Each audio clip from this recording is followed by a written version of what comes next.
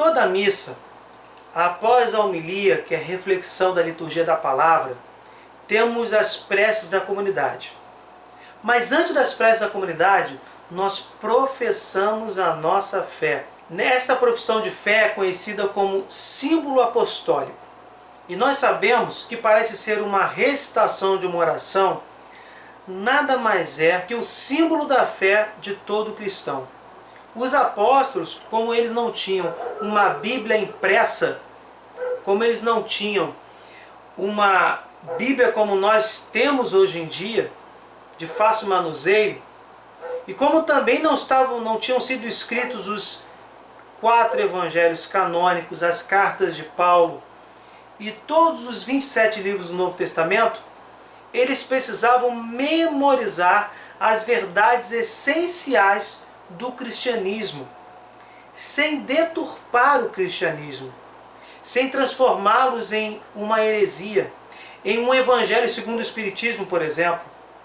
Então, fazendo uso de uma técnica que os judeus tinham, inclusive para decorar verdades essenciais do Antigo Testamento, porque existia o Antigo Testamento escrito, existia, mas eles estavam em papiros, eles tinham cópias, as cópias eram pouco numerosas, não havia impressão de papel, havia aquela cópia dos escribas, mas eram poucas as unidades, podemos dizer assim. Então o povo, e também aqueles que estudavam o judaísmo, eles decoravam através de sentenças. E o credo que nós professamos com as verdades cristãs tem origem nesta técnica. Nós conhecemos 2 credos, o credo menor, vamos dizer assim, e o credo maior, que é inclusive recitado em algumas missas em datas especiais. Mas nós sabemos que o credo, o símbolo apostólico, ele é menorzinho, e o credo niceno-constantinopolitano, ele é maior e detalha um pouquinho mais. A gente percebe, ao recitar esse credo maior, que ele detalha um pouquinho mais as verdades cristãs. Foi exatamente desta forma, utilizando essas profissões de fé, esses símbolos da fé cristã, que os cristãos conseguiram preservar as verdades essenciais do cristianismo, obviamente com o auxílio do Espírito Santo, que nos faz recordar a verdade, é o Espírito da verdade. Foi desta forma que as verdades essenciais do cristianismo foram transmitidas através dos tempos, no tempo, lógico, e no espaço, se expandindo por todo o planeta. Vamos conhecer agora, porque nós já conhecemos bastante o credo menor, vamos conhecer algumas sentenças do credo maior, o credo niceno-constantinopolitano, e vamos perceber que ele, por exemplo, além de explicar grandes verdades da fé, nos auxilia na explicação do mistério da Santíssima Trindade.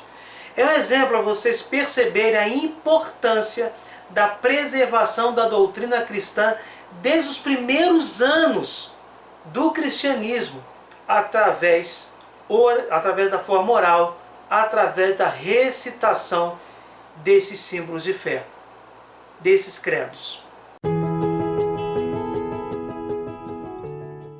O credo niceno-constantinopolitano, ou símbolo niceno-constantinopolitano, é uma declaração de fé cristã que é aceito pela Igreja Católica Romana, Igreja Luterana, Igreja Ortodoxa e pela Igreja Anglicana. O nome está relacionado com o primeiro concílio de Nicéia, em 325 d.C., no qual foi adotado, e com o primeiro concílio de Constantinopla, em 381, onde foi aceita uma versão revista. Esse credo maior que nós conhecemos, além de ser aceito pela Igreja Católica, é aceito por outras igrejas, é um credo ecumênico. Percebam a datação. Esse credo, ele não é mais antigo que o menor, mas ele foi criado em 325 d.C. Olha como está próximo do próprio Cristo, como está longe de nós, que estamos aqui em 2016. Esse vídeo está sendo feito em 2016. E imaginem a proximidade e legitimidade histórica que esse credo tem em relação a Jesus Cristo, por exemplo, que subiu aos céus mais ou menos em 33 depois de Cristo. São apenas 3 séculos. E isso, historicamente falando, é um segundo, é um reflexo. Então está lá no credo: creio em só Deus, Pai Todo-Poderoso, Criador do céu e da terra, de todas as coisas visíveis e invisíveis. Creio em só Senhor Jesus Cristo, Filho unigênito de Deus, nascido do Pai antes de todos os séculos. Vemos aí, quando fala nascido do Pai antes de todos os séculos, uma verdade essencial. Jesus é Deus, sempre existiu. É Deus e homem. Isso está lá no Evangelho de João. No princípio era o Verbo, e o Verbo estava junto de Deus, e o Verbo era Deus. Ele estava no princípio junto de Deus. Agora, pois, Pai, glorifica-me junto de ti, vai lá dizer João 17,5, concedendo-me a glória que tive junto de ti antes que o mundo fosse criado.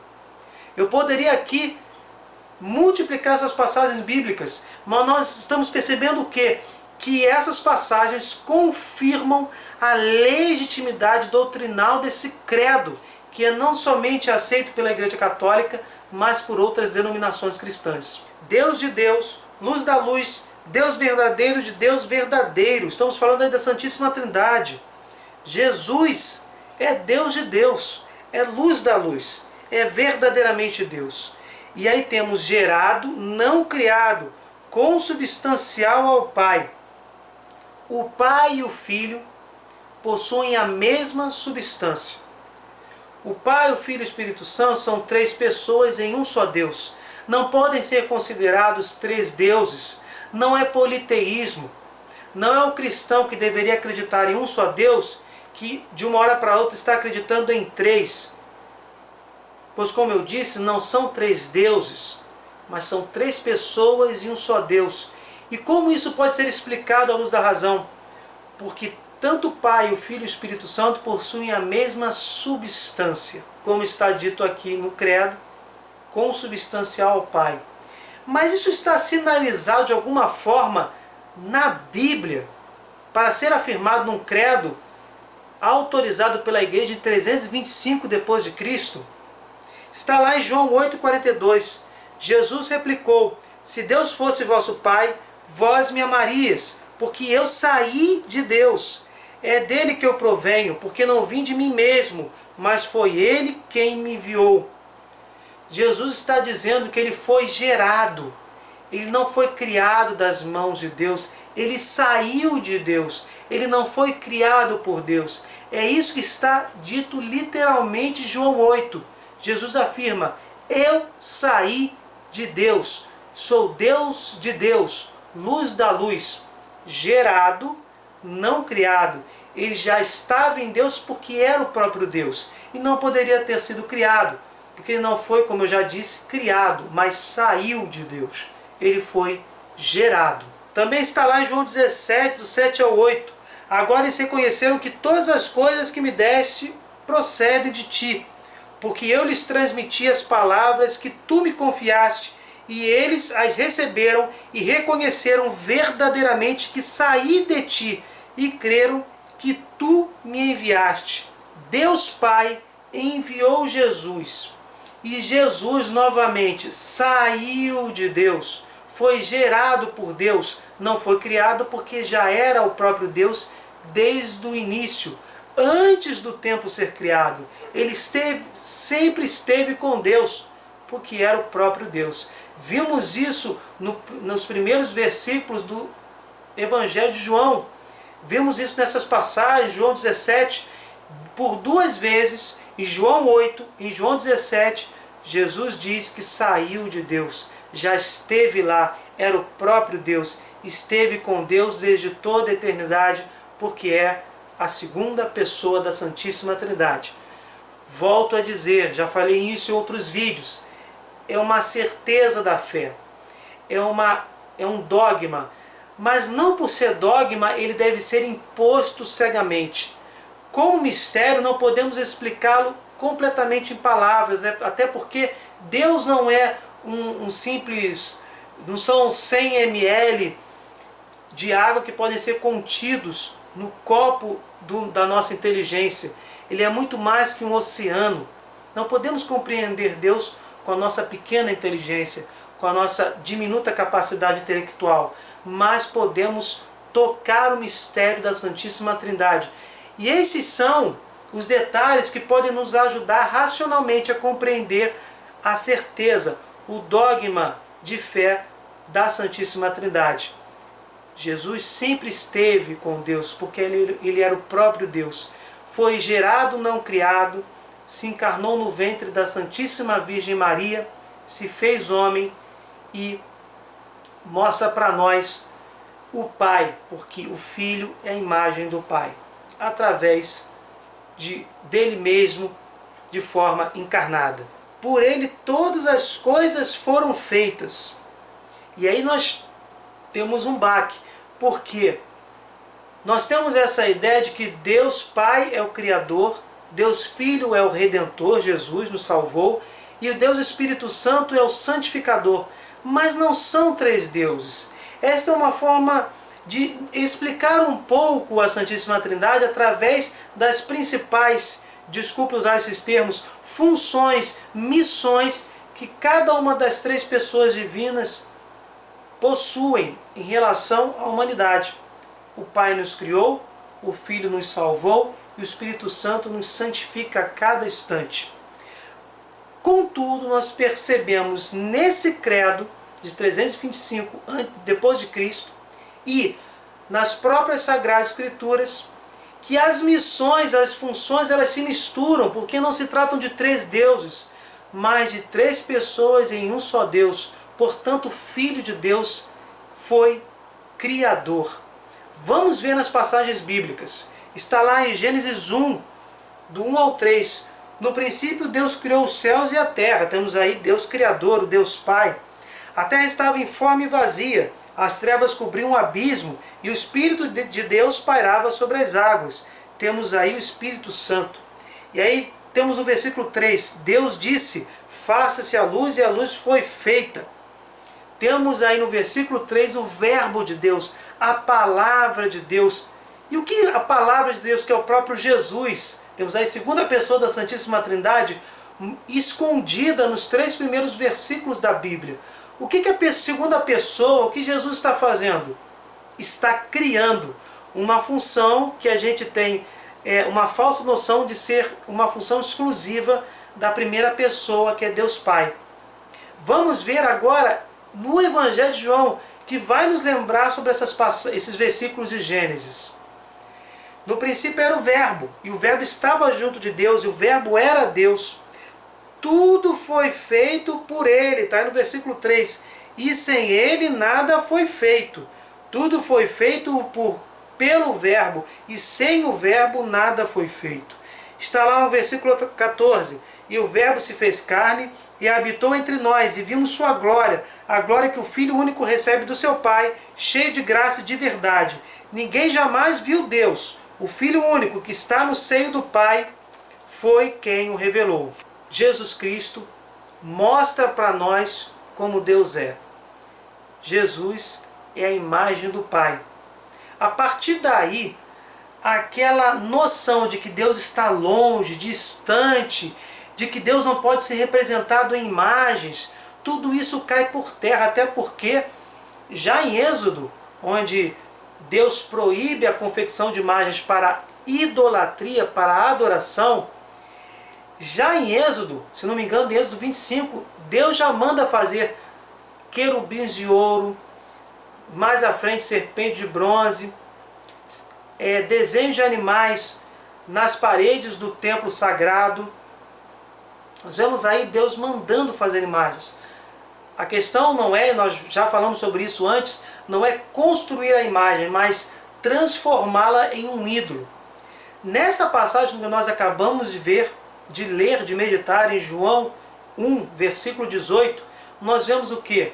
Jesus se faz imagem de Deus Pai, através das ações concretas, visuais inclusive, de Jesus, podemos entender como Deus pensa, como Deus nos ama, como Deus pode se relacionar conosco.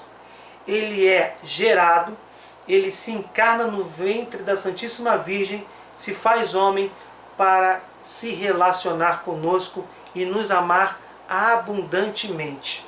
Por isso, essa questão do Deus transcendental, do Deus distante, fica no Antigo Testamento. Por nós homens e para nossa salvação desceu dos céus e se encarnou pelo Espírito Santo no seio da Virgem Maria e se fez homem. Já vimos isso aí em João 1. Também por nós foi crucificado sob Pôncio Pilatos, padeceu e foi sepultado. Ressuscitou o terceiro dia, conforme as Escrituras. Você perceba aí o carinho, o zelo com essas afirmações para preservar, desde 325, essa função desse credo, preservar as verdades essenciais, inclusive a ressurreição material, a ressurreição corpórea, conforme as Escrituras, como está aí. E depois subiu aos céus, onde está sentado à direita do Pai. De novo há de vir em sua glória para julgar os vivos e os mortos, e o seu reino não terá fim. Creio no Espírito Santo, Senhor que dá vida e procede do Pai e do Filho. Nós já falamos do Pai, nós já falamos do Filho, que o Filho foi gerado, não criado. E vemos aí agora a terceira pessoa da Santíssima Trindade, que procede do Pai e do Filho. Inclusive, essa questão do filioque, ela foi motivo de contenda doutrinal entre a Igreja Ortodoxa e a Igreja Católica. Os ortodoxos afirmavam que o Espírito de Deus procedia somente do Pai. Os católicos professavam que o Espírito Santo procedia do Pai e do Filho. Mas se atentarmos verdadeiramente para essas afirmações, elas são sinônimos, porque o Pai, o Filho e o Espírito Santo são o próprio Deus. São as três pessoas e um só Deus. E nós vamos perceber nas Sagradas Escrituras que também o Espírito Santo pode proceder do Filho. Portanto, a versão mais completa é esta da Igreja Católica. O Espírito Santo foi soprado por Deus. Nós lembramos isso lá em Gênesis, quando Deus soprou sobre o barro modelado, e o Espírito Santo deu a vida para Adão, o sopro da vida. E também nós vemos nas passagens bíblicas o próprio Senhor Jesus soprando o Espírito Santo sobre os apóstolos. Por isso nós dizemos que o Espírito Santo foi inspirado por Deus Pai e por Deus Filho. Nós vamos ver nas Sagradas Escrituras que esta afirmação da Igreja Católica, que está nesse credo de 325 depois de Cristo, é mais completa do que a afirmação da Igreja Ortodoxa. Lá em João 15, do 26 ao 27, quando vier o Paráclito, que é o Espírito Santo, que vos enviarei da parte do Pai, o Espírito da verdade, que procede do Pai, ele dará testemunho de mim. Também vós dareis testemunho, porque estás comigo desde o princípio. Esta passagem diz o quê? Que o Espírito Santo procede do Pai. Mas lá em João 20, nós vamos perceber que o Espírito Santo também procede do Filho. Nós estamos falando da Santíssima Trindade, três pessoas em um só Deus. O Pai é Deus, o Filho é Deus e o Espírito Santo é Deus. Depois dessas palavras, soprou sobre eles, dizendo-lhes: recebei o Espírito Santo. Olha aí o Espírito Santo procedendo do Filho, sendo expirado pelo Filho. E o que diz aí? Aqueles a quem perdoados os pecados, ser-lhes-ão perdoados. Aqueles a quem retiverdes, ser-lhes-ão retidos. Da mesma forma como Deus Pai sopra o Espírito Santo que dá a vida lá em Gênesis, agora a vida purificada, a vida transformada é soprada por Jesus, e nesse momento, através do sacramento da confissão, Jesus sopra o Espírito Santo sobre os apóstolos e institui o sacramento da confissão. E continuando, com o Pai e o Filho é adorado e glorificado, porque o Espírito Santo deve ser adorado porque também é Deus. Ele que falou pelos profetas. Os profetas foram inspirados pelo Espírito Santo. Creio na Igreja Una, Santa, Católica e Apostólica. Faça aí uma ressalva. Todos nós somos convidados a falar com entusiasmo de Deus, que é exatamente a função de um profeta. Profeta vem do termo nabi, que significa falar com entusiasmo de Deus. E quando nós estamos evangelizando verdadeiramente, o Espírito Santo está conosco. É isso que diz, ele falou pelos profetas. Além de ter realmente inspirado os profetas do Antigo Testamento, também inspira cada um de nós a falar verdadeiramente de Jesus para as pessoas. Professa um só batismo para a remissão dos pecados, espera a ressurreição dos mortos e a vida do mundo que há de vir. Amém.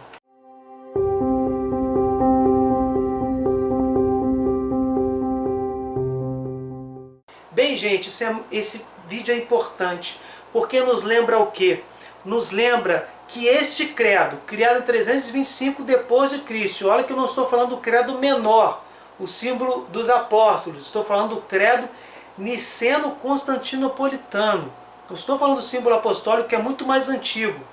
Esse credo maior, além de detalhar mais e nos falar das relações entre o Pai, o Filho e o Espírito Santo, nos lembra o quê? Que os dois credos estão intimamente compatíveis com as verdades das Sagradas Escrituras, porque os credos foram justamente criados para ajudar os apóstolos a preservar as principais verdades cristãs ao longo dos séculos, principalmente quando nós não tínhamos ainda as Sagradas Escrituras impressas como nós temos hoje em dia. Então, gente, peço que vocês meditem nessas palavras, repitam esse vídeo, voltem a escutá-lo para que vocês percebam a beleza que é tocar, inclusive, no mistério da Santíssima Trindade com a fé e com a razão. Se vocês gostaram, deixem o seu like, compartilhem, se inscrevam no canal. Obrigado, desculpe qualquer coisa e até o próximo vídeo.